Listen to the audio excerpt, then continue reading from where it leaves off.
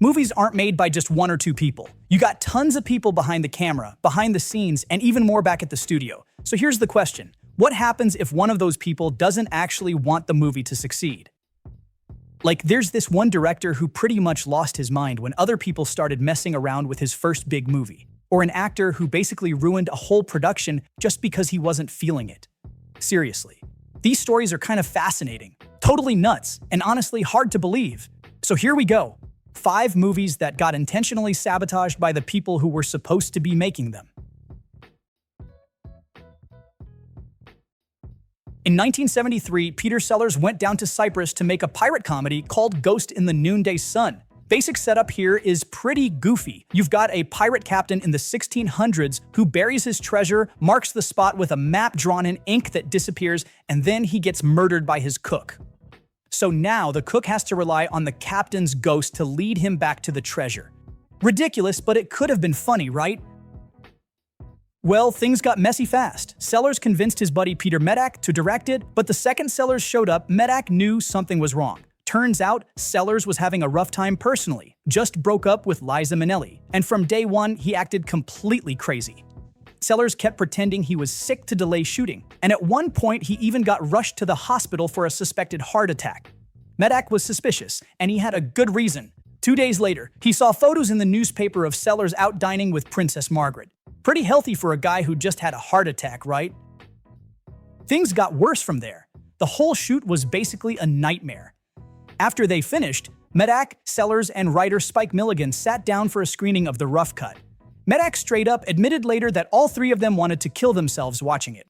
Columbia Pictures thought it was just as bad. They pulled the movie completely from their 1974 release schedule. Didn't even give it a theatrical run.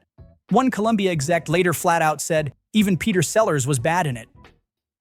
Funny thing, Sellers wanted to buy the movie back from Columbia so he and Medak could fix it up. But then he realized the studio was charging twice what the film cost to make, so he gave up. It finally got released quietly on VHS about 11 years later. And yeah, technically it got a very brief US run in 1978, but it disappeared almost immediately. Years later, Medak summed it all up, saying, as an artist, Peter Sellers was a genius. As a person, he was insane. He was incredibly manipulative. He destroyed the whole film.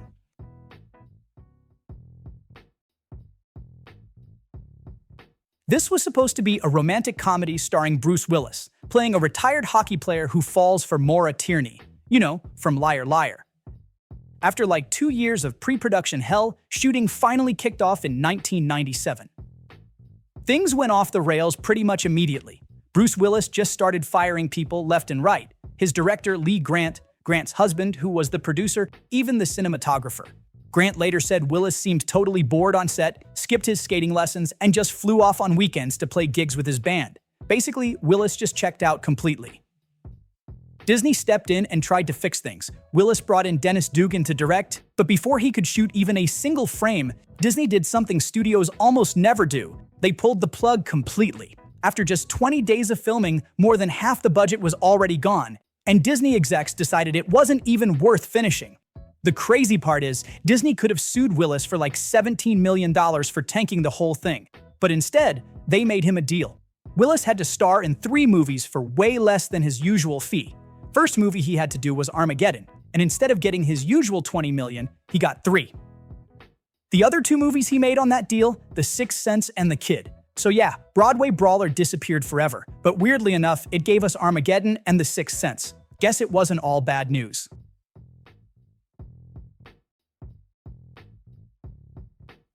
This one was a big deal in the late 90s. Got Edward Norton his second Oscar nomination.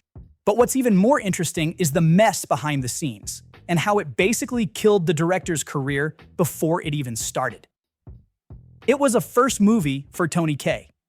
And right away, dude's demanding full control. He literally told the studio, I know I'm new, but treat me like Stanley Kubrick. Pretty big red flag right there. Then Norton, who's also known for wanting things exactly his way, jumped in and started editing the movie himself. Tony Kaye freaked out, punched a wall at one point, needed stitches. It was a total disaster. Kaye spent $100,000 of his own money running these weird ads in newspapers trashing Norton in the studio, quoting John Lennon and Abraham Lincoln, just completely going off the rails. He even brought a priest, a rabbi, and a Buddhist monk to a studio meeting, filmed the whole thing himself, kept promising a radical new version of the movie. Then 8 weeks later, he literally had nothing to give the studio, so they just released Norton's cut instead. Kay flipped out again, called it a total abuse of creativity, said the movie wasn't even his anymore. He asked the Directors Guild to remove his name, but they said no. My vision of the film never made it to the screen because Edward Norton, the actor, was permitted by the producers to edit and alter the film, increasing the role of his own performance while decreasing the integrity of the picture. But when I asked for my name to be removed from the picture, which impacts so much on free speech, my own union, the Directors Guild of America, refused to permit me to withdraw my name. Movie comes out, big success. But Tony Kaye didn't direct another movie until 2006. Later, he admitted it was basically all his fault. My ego got in the way. That was entirely my fault. Yeah, no kidding. By the way, Norton actually turned down Saving Private Ryan to make this movie. Him and Tom Hanks both got nominated for Best Actor. Neither one won. Joaquin Phoenix almost took the lead role, turned it down because he thought the subject matter was too much. Imagine what that version would have been like, though.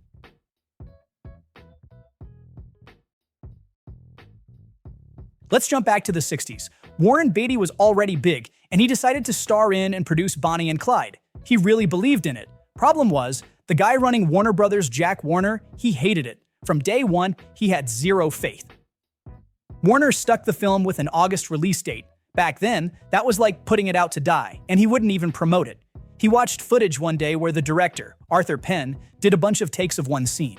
Warner lost it, yelling at Beatty that Humphrey Bogart would never do that many takes, basically calling Beatty a diva right there on set.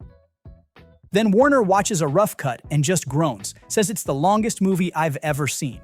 Called it a three-piss picture, meaning he literally got up 3 times to use the bathroom during the screening.